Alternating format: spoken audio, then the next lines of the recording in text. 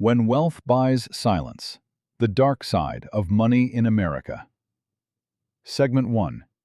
The question nobody wants to ask. Picture this. A normal American family sits at the kitchen table.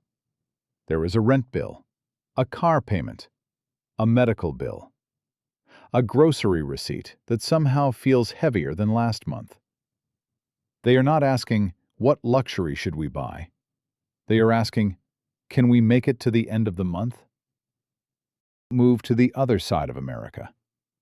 A private airport, a gated estate, a lawyer on speed dial, a doctor who answers immediately, a school that costs more than many people earn in a year, a room where powerful people shake hands before the public even knows a deal exists. This is the first truth. Poor people spend money to survive. The middle class spends money to stay stable. But the very rich often spend money to buy distance. Distance from danger. Distance from waiting. Distance from public systems. Distance from ordinary consequences. And that is where money becomes more than economics. Because money does not only show what a person can afford, money shows what a person values. Jesus said in Matthew 6:21, "For where your treasure is, there will your heart be also." That sentence is simple, but it cuts deep. Where your money goes, your heart follows. If money goes toward family, service, justice, generosity, and responsibility, it reveals one kind of heart. But if money goes toward control, pleasure, secrecy, and silence, it reveals another kind of heart. So this story is not about hating rich people. It is not about praising poverty. It is about a harder question. What happens when wealth becomes so powerful that it does not just buy comfort? What happens when it starts buying silence? Segment 2. Two Americas, one economy. America has always sold a dream. Work hard, build something, own something, become something. That dream is not fake. But today, many people feel that the dream has a locked door. Housing is expensive. Health care is expensive. Childcare is expensive. Credit card debt has become normal. And a full-time job no longer guarantees peace. For millions of people, money is not freedom. Money is pressure. Every paycheck arrives with a list of enemies waiting for it. Rent takes its share. Insurance takes its share. Food takes its share. The bank takes its share. And whatever remains has to survive until the next deposit. That is one America. But there is another America. In that America, money works differently. A wealthy person does not just buy a house. They buy a location where problems are kept outside the gate. They do not just buy education. They buy networks. They do not just buy healthcare, they buy speed. They do not just buy legal help, they buy strategy. They do not just buy privacy, they buy invisibility. That is the real difference. For ordinary people, money pays bills. For the very rich, money can build walls, and behind walls, character is tested. Segment 3. What the rich really buy. When people talk about rich people spending money, they usually talk about objects, a mansion, a private jet, a yacht, a sports car, a watch that costs more than a house down payment, a private table at a restaurant where normal people cannot even get a reservation. But that is only the surface. The truly wealthy are not just buying things. They are buying access. They are buying access. They are buying privacy. They are buying distance from normal consequences. They are buying people who answer the phone at midnight. They are buying doors that open quietly. And sometimes, they are buying silence. This is the part most people never see. At a certain level of wealth, money does not only buy pleasure, it buys protection around pleasure. It buys the lawyer before the scandal. It buys the public relations team before the headline. It buys the settlement before the trial. It buys the assistant who knows not to ask questions. It buys the driver who does not speak. It buys the security guard who looks away. It buys the room where nobody is supposed to remember what happened. That is why extreme wealth can become dangerous. Not because comfort is evil, not because luxury is automatically wrong, but because some people begin to believe that if they can pay enough, they can do almost anything. They can chase stranger pleasures, more private pleasures, more extreme pleasures, pleasures that require secrecy, pleasures that require other people to be quiet, pleasures that turn human beings into accessories. And this is where money becomes morally dangerous. Because when a person can afford every normal pleasure, the temptation is to search for something more hidden, more exclusive, more forbidden, more controlled. A normal person may fear shame. A normal person may fear shame. A powerful person may try to purchase a world where shame never arrives. But shame does not disappear because someone paid for the room. Guilt does not disappear because someone signed a document. Truth does not disappear because someone hired a better lawyer. Money can delay consequences. It cannot erase the moral weight of what was done. Segment 4. When money becomes a master. There is nothing wrong with wealth by itself. Money can build hospitals. Money can feed families. Money can create jobs. Money can fund schools. Money can rescue people in moments when words are useless and action is needed. But money has a strange power. At first, people use money. Then money gives them options. Then money gives them influence. Then influence gives them access. And slowly, if the soul is not careful, money stops being a servant. It becomes a master. Jesus warned about this in Matthew 6:24. No man can serve two masters. And then he made the meaning clear. Ye cannot serve God and mammon. In modern language, you cannot serve God and money at the same time. Not because money itself is evil, but because money is very good at pretending to be God. Money says, I can protect you. I can open doors. I can make people respect you. I can make your mistakes disappear. I can give you pleasure without responsibility. I can give you power without humility. I can make you untouchable. And that is the trap. When a person serves money, conscience becomes negotiable. Truth becomes expensive. People become useful or useless. And morality becomes something to discuss only after the deal is finished. That is not success. That is spiritual decay wearing an expensive suit. Segment 5. The luxury nobody talks about. The most powerful luxury in America is not always visible. It is not always a car. It is not always a mansion. It is not always a jet. The most powerful luxury is access. Access to people, access to rooms, access to information, access to protection, access to systems ordinary people never touch.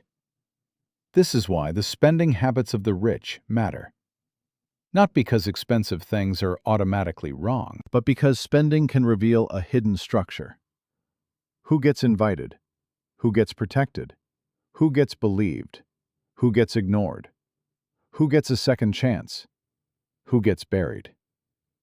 Jesus gave another warning in Luke chapter 12, verse 15. A man's life consisteth not in the abundance of the things which he possesseth.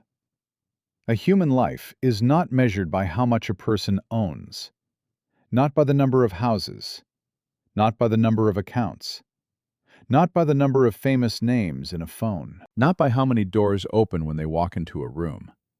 But some people forget that. They begin to believe that more money means more permission. They begin to believe that because they can enter private rooms, they can create private rules. And that is where luxury becomes dangerous. Not when it buys comfort, but when it buys a separate moral universe, a world where the powerful whisper, the weak stay quiet, and everyone else is told not to ask too many questions. Segment 6. The Epstein Case. When Wealth Meets Silence. This is why the Jeffrey Epstein case shocked people so deeply. Not simply because Epstein was wealthy, not simply because he had mansions, private flights, or powerful connections. The case shocked people because it raised a terrifying question. If someone has enough money, enough privacy, enough lawyers, and enough access to powerful people, how long can harm stay hidden? Let us be clear and careful. Jeffrey Epstein was charged in federal court in 2019 with sex trafficking of minors and conspiracy to commit sex trafficking of minors.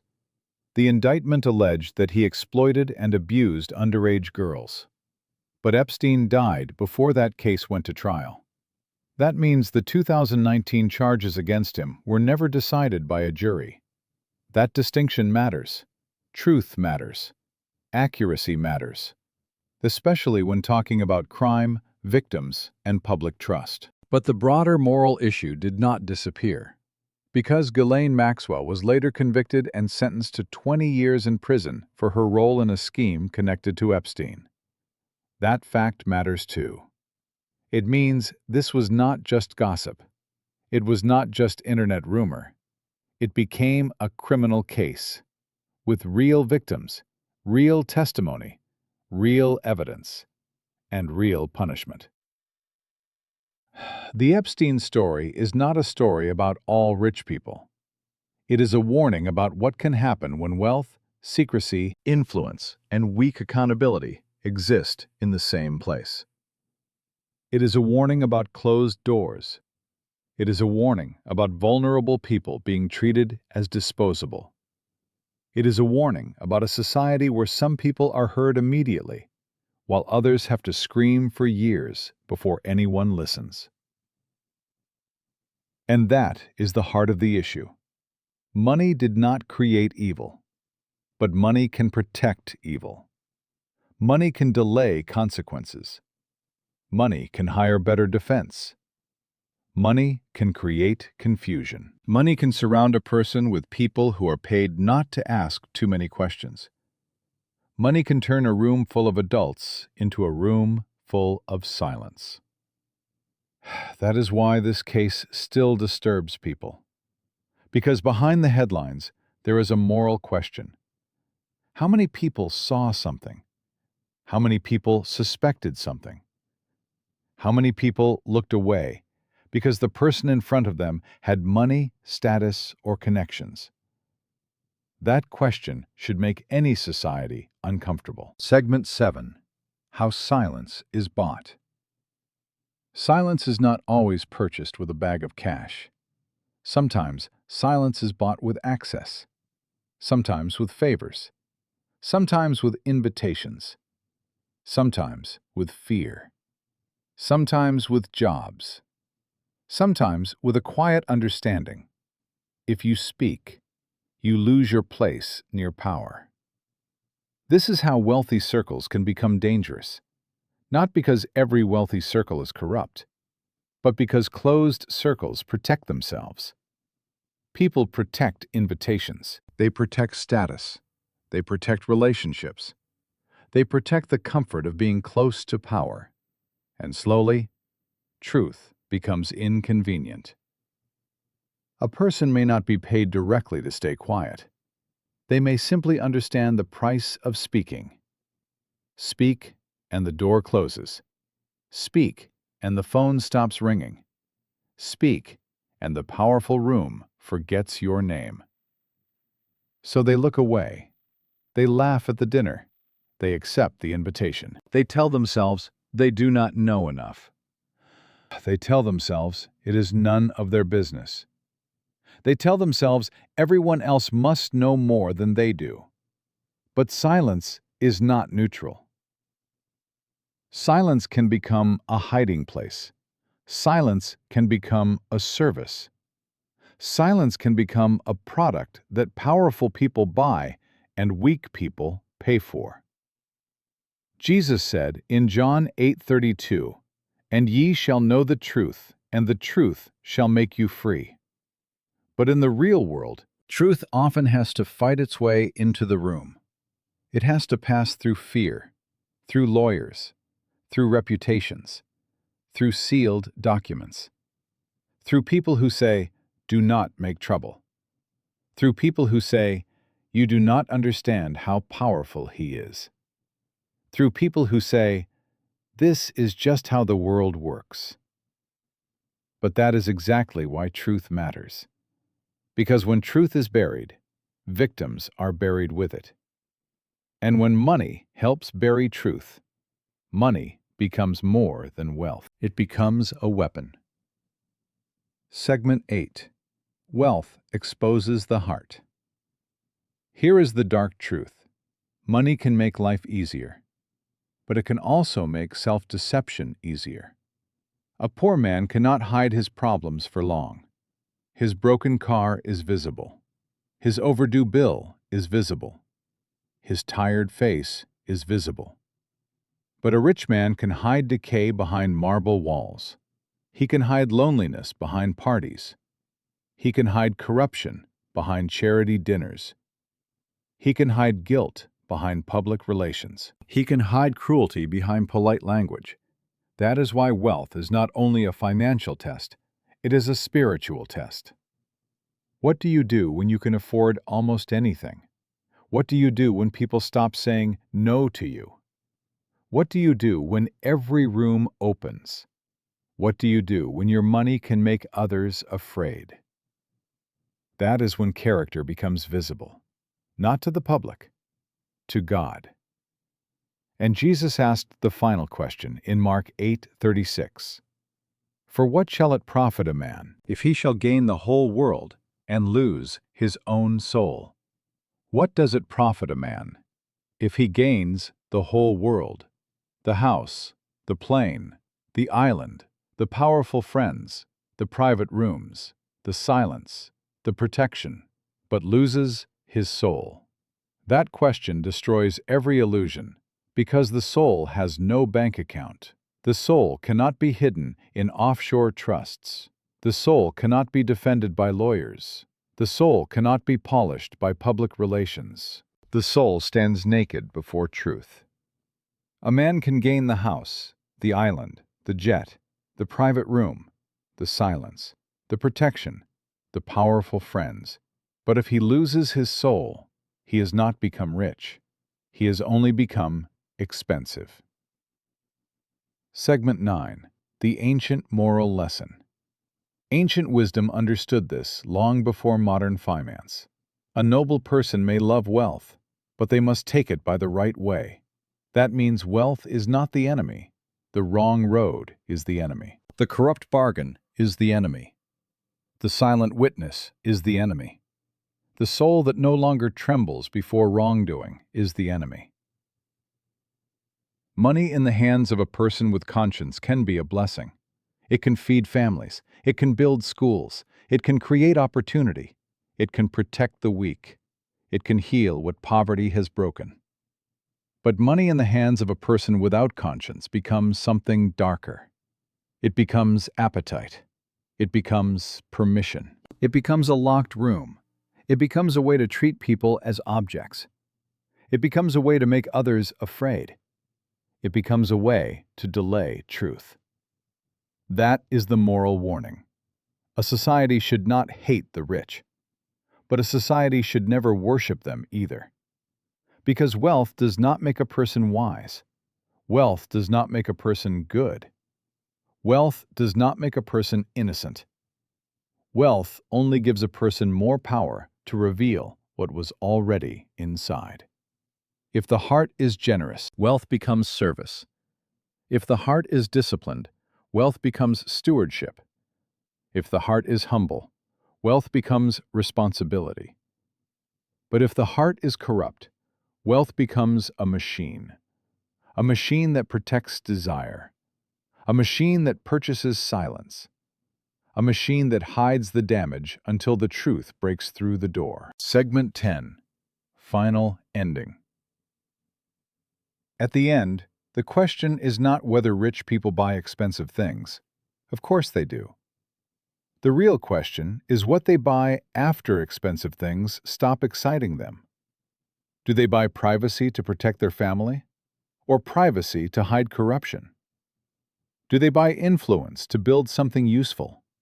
Or influence to escape accountability? Do they buy pleasure as part of life? Or do they turn other human beings into objects for pleasure? That is where money reveals the soul. Because wealth does not create a new heart. It exposes the heart that was already there. Jesus said, "For where your treasure is, there will your heart be also." Follow the treasure, and you will find the heart. Follow the silence, and you may find the sin. Follow the truth, and you may find the victims who were ignored. The Epstein case remains disturbing because it reminds people that wealth without accountability can become a shadow world of private rooms, private rules, and public denial. But Scripture and ancient wisdom give the same warning. A person may own many things and still lose themselves. A person may gain the world and still become empty. A person may buy silence for a season, but truth has a long memory. So the question is not only, how do the rich spend their money? The deeper question is, what does their money reveal about their soul? Because wealth can build a legacy, or it can build a cage, and when money becomes a master, even the richest man can become spiritually bankrupt. That is the warning, that is the lesson, and that is why money, without morality, is never just money. It is a test, and not everyone passes.